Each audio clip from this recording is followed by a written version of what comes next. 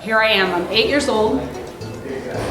My dad said, we're playing at a country music show. And they decided whoever didn't play an instrument didn't get paid. So my dad said, here's a mandolin, here's G, C, and D. And you're gonna be playing this every Saturday night for 2.5 hours. Now, what they did, each musician got $10, and I don't think I ever saw that $10 either.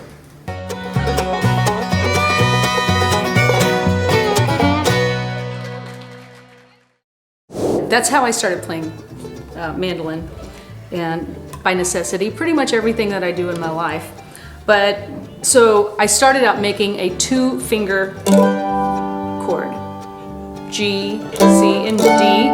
Pretty easy, you know, whatever your age group.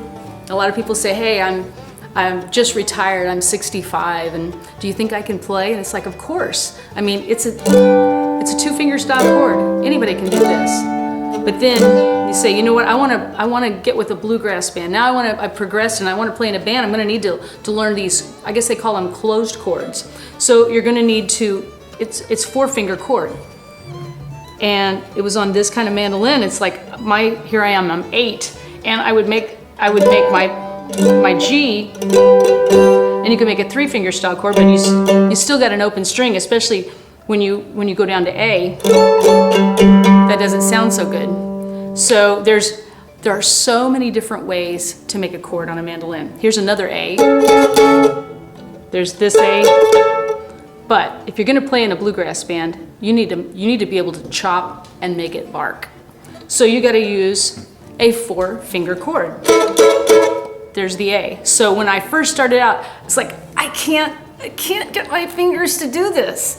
So I would sit and I would watch cartoons, and this is what I would do. I would pull my fingers to these places, and I held my finger right here, and I squeezed as hard as I could squeeze, and I would sit and just to get my mind off it, because it's not fun. Number one, you're gonna get callous. You got to get the calluses built up on your fingers, and when you first start playing, that's not a fun thing to do, to get the calluses. So get your mind off of, like, I'm trying to get calluses and I'm trying to get my fingers squeezed out. So make your chord, put your fingers in place, maybe put your finger there to hold that, and just squeeze as hard, just squeeze and let up, because that's what making a chop is. You squeeze it as at the same time you hit it, you're squeezing it. So I would just sit and watch cartoons, and I would just sit and squeeze this, and so I would get my mind off of it.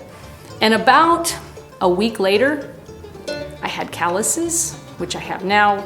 I don't have to really think about because we play enough. But if you don't, you got to keep those calluses built up. And then when I got the mandolin, my fingers knew what to do. It's basically you're training your fingers to tell them, here's how you do this, because they don't know, you know. So start off with your basic chords, and then add your 4-finger,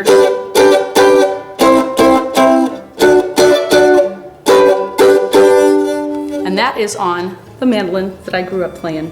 I think I'm gonna have to have this just for memory's sake. Taking me down memory lane.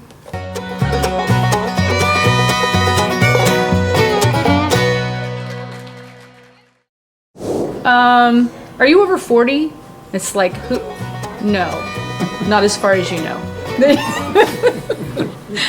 Hey guys, if you like this clip, please subscribe to my page right here.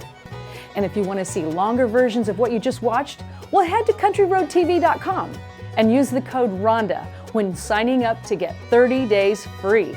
And to see more of the Country Road community, be sure and check out my friend Ronnie Reno on his YouTube channel. I'll see you next time.